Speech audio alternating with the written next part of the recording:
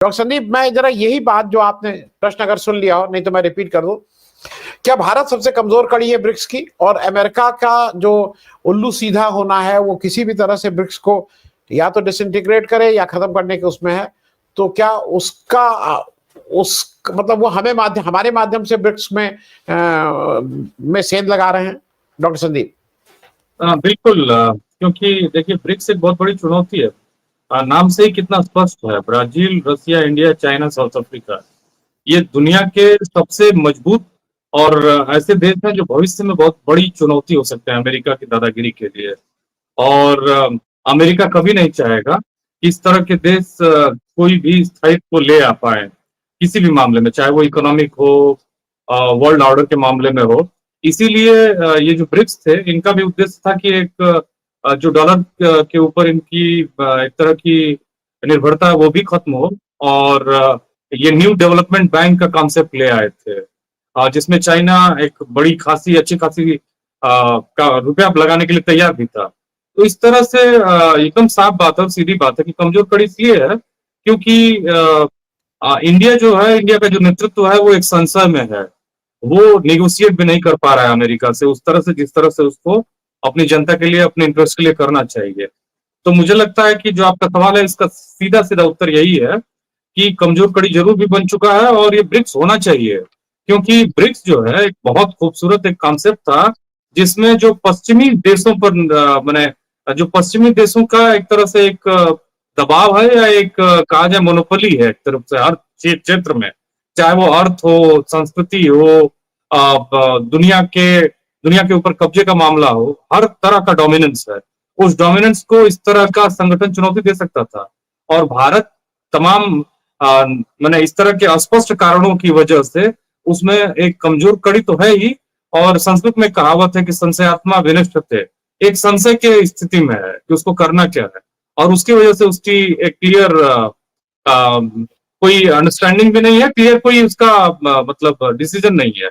तो एक बहुत बड़ा ये मुझे तो लगता है कि व्यक्तिगत तौर पर कि ये एक मुश्किल वाला मामला है भारत के हिसाब से, और भारत को इस पर और क्लियर कई तरह की चीजों पर मतलब एक अपनी राय भी बनानी चाहिए और एक निर्णय लेना चाहिए। जी जी, मैं डॉक्टर संदीप, मैं एक चीज जरा और आपसे ये समझ लूं। मैं इसलिए इस बात को कह रहा हूं कि जो एशियन देश हैं उनकी अपनी अलग समस्याएं हैं, यूरोप की अपनी अलग समस्याएं, दोनों की समस्या बिल्कुल अलग अलग है, नंबर एक। नंबर दो, जो इन्वायरमेंट या इस तरह की बातें हैं, मतलब जैसे मैं वहां पे AQR लेवल 20, 30, 40, 50 रहता है। मैं लखनऊ में रहता हूं, हमारे यहाँ AQR लेवल 600, 700 रहता है, और वो जो शायद अंतरराष्ट्रीय पैमाना है वो हमारे यहाँ 500 तक का मीटर है। उसके वो एक पर्टिकुलर यूनिट में वो 500 के ऊपर दिखाएगा ही नहीं। हम 700, 800 AQI में, हमारा और उनका बिल्कुल फर्क है। तो ऐसे में हम मतलब ठीक है, G7 में जाइए, बहुत अच्छी बात है, मैं उसको नहीं मना कर रहा हूं, लेकिन वो आप सार्क को छोड़ दिया। आज ये भी फैक्ट है कि अगर ब्रिक्स है और SCO है, ये सब चाइना डोमिनेटेड हैं। चाइना इसमें, हालांकि शेयर बराबर है सबका, और एक अच्छी बात ब्रिक्स में यह है कि किसी के पास वीटो पावर नहीं है। ये नहीं है कि जो वीटो पावर लगा देंगे हम बड़े देश, हम वीटो पावर लगा, किसी के पास वीटो पावर नहीं है। मैं इस बात को इसलिए उभार रहा हूं कि भारत के हित में है कि वो इस खित्ते को, मतलब साउथ एशिया को, इस एशिया का अपना रोल ज्यादा बड़ा करे। वो कहीं हमें बार बार ऐसा लगता है कि हम एशिया में अपने रोल को खोते जा रहे हैं अमेरिका की दोस्ती की वजह से। मैं इस पे जरा, अगर जो आपकी समझ है उस पे एक छोटी टिप्पणी चाहूंगा। जी, देखिए सबसे महत्वपूर्ण बात यह है कि भारत को कई लेयर्स में काम करने चाहिए एक देश के रूप में। केवल अमेरिका पर निर्भरता या फिर बाहर के पश्चिमी देशों पर निर्भरता, और इस दुनिया में कोई आपके इंटरेस्ट का एकदम कंप्लीटली को प्रोटेक्ट करने वाला नहीं है। आपको अपने लिए खुद काम करना है, आपको मल्टीपल रिलेशंस में रहने हैं। जैसे आप सोचिए कि एकदम सही कहा हमारे साथी जो महाराष्ट्र नागपुर से जुड़े हुए हैं देश पांडे साहब ने, उन्होंने ठीक कहा। मुझे भी ये लगता है, मैं इस बात को कहता हूँ, कोई सहमत हो चाहे ना सहमत हो, देखिए ये अमेरिका के साथ जो भारत जा रहा है, फिलहाल अमेरिका अपने एक बहुत ही अनस्टेबल दौर से गुजर रहा है। और उनके राष्ट्रपति कैसे हैं कैसे नहीं है, इस पर मेरी टिप्पणी करने का कोई मुझे शौक नहीं है। लेकिन लॉस एंजलिस में आज बहुत बड़े बवाल शुरू हो चुका है अमेरिका में आज, और जिस तरह की उन्होंने टिप्पणी की है एलन मस्क के खिलाफ, या फिर उनका जो आप देखिए उन्होंने जिस तरह से अमेरिका में रह रहे लोग जो रेमिटेंसेस पे टैक्स लगाने की बात उन्होंने कही है, जिस तरह से उन्होंने खुद वो जो एक बिल ले आए हैं, वन बिग ब्यूटीफुल बिल, जिसमें वो इलेक्ट्रॉनिक जो ईवीज थे, इलेक्ट्रॉनिक व्हीकल्स थे, टैक्स क्रेडिट था, उसको कम कर दिया, खत्म कर दिया। इनफैक्ट उस पर अमेरिकन गवर्नमेंट अपने नागरिकों को 250 से लेकर $750 तक छूट दे रही थी, वो सब खत्म कर दिया है। और एलन मस्क ने कहा है कि इससे बहुत बड़ी दुर्दशा होने वाली है, मंदी आने वाली है अमेरिका में।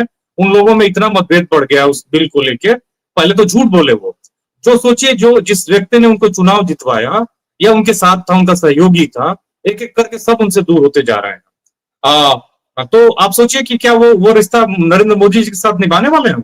उनका पूरा एक झूठे आदमी का व्यापारिक रिश्ता है। जैसे एक रियल एस्टेट होता है ना, रियल एस्टेट के लोगों का कैरेक्टर एक ही तरह का होता है, चाहे वो दिल्ली में हो, चाहे वो न्यूयॉर्क में हो, चाहे वो लंदन में हो, झूठ बोलेगा ही बोलेगा कि ये है वैसे है वैसे है, और आप जाइए हकीकत में तो चीजें वैसी ही होंगी। उसी तरह का चरित्र है ट्रंप का। तो क्या नरेंद्र मोदी उनसे एक लंबा रिश्ता निभा पाएंगे, उनसे कुछ क्या पा पाएंगे? ये वो सवाल है जो बहुत ही महत्वपूर्ण है। रही बात ब्रिक्स का होना इसलिए जरूरी है, अल्टरनेट संगठनों का होना इसलिए जरूरी है क्योंकि जो आपके इंटरेस्ट हैं उनको वो प्रोटेक्ट करेंगे। नहीं लगता है, आप निगोशिएट नहीं कर सकते हैं, तो आप निकल जाइए उससे, वो आपके लिए ऑप्शन हमेशा है।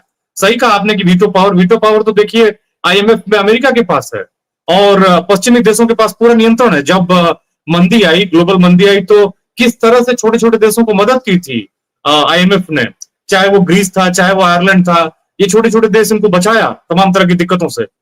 मेरा कहने का मतलब है कि उसकी जो संरचना है, चाहे IMF हो चाहे वर्ल्ड बैंक हो, उस पर पूरी तरह से पश्चिमी देशों का नियंत्रण है। जो ब्रिक्स के देश हैं, इनका जो शेयर IMF में वो 14-15% से नीचे है, अकेले 15% से ऊपर अमेरिका का है। अपने वर्ल्ड बैंक का जो अध्यक्ष होता है, IMF का जो कर्ता धर्ता होता है, वो यूरोप से होता है, अमेरिका से होता है वर्ल्ड बैंक का।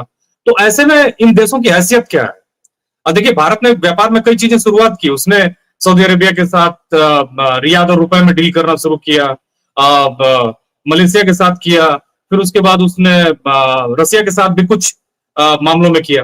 देखिए, हमको अपनी निर्भरता किसी भी देश पर कम करनी होगी और अपने इंटरेस्ट को प्रोटेक्ट करने के लिए तमाम तरह के मल्टीपल रिलेशन बनाने होंगे। अब मैं डिबेट के लिए खाली बस द पब्लिक इंडिया पे आऊं, अगर धनंजय जी को मैं मना कर दूं, उनसे संबंध खराब कर लूं या किसी और से खराब कर दूं, तो दिक्कत यह है कि मैं जो बातें समझता हूं, कह सकता हूं, वो मुझे एक आदमी पर आश्रित होना होगा, वो ठीक नहीं है। कल आनंद वर्धन सर नाराज है, मुझसे तो बुलाना बंद कर देंगे। तो फिर इस तरह से आप ट्रंप को पागल कहिए ना कहिए, लेकिन उनके जो एक्शंस हैं वो उनको पागल बता रहे हैं।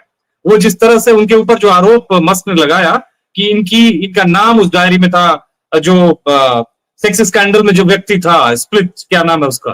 तो कुल मिला के मुझे नहीं लगता है कि ये भारत का अमेरिका से कोई लंबा संबंध चलने वाला है या कुछ होने वाला है। भारत को ब्रिक्स जैसे संस्थानों को, ऐसे संस्थानों को जिसमें पश्चिमी देशों पर निर्भरता कम होगी, उन पर बहुत ज्यादा काम करने की जरूरत है। हमेशा अपने अल्टरनेटिव्स को और मजबूत रखने की जरूरत है। ये जो देश हैं, ब्राजील, रसिया, इंडिया, चाइना, साउथ अफ्रीका, ये जो डेवलपिंग नेशंस हैं, ये बहुत बड़ी, केवल अपने लिए ही नहीं पूरी दुनिया की बहुत बड़ी एक माने एक मजबूत और माने महत्वपूर्ण कड़ी है। तो इनका उभार जो है पूरी दुनिया को उभारेगा और बेहतर करेगा, लेकिन इनको खुद उस पर काम करना होगा।